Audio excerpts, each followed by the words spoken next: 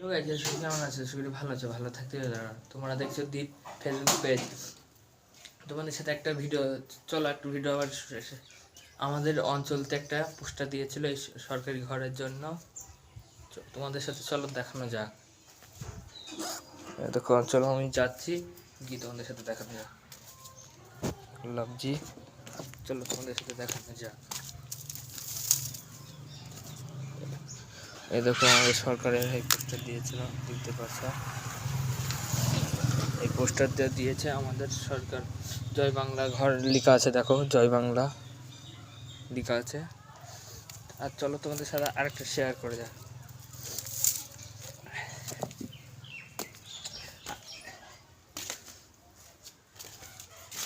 কি বল।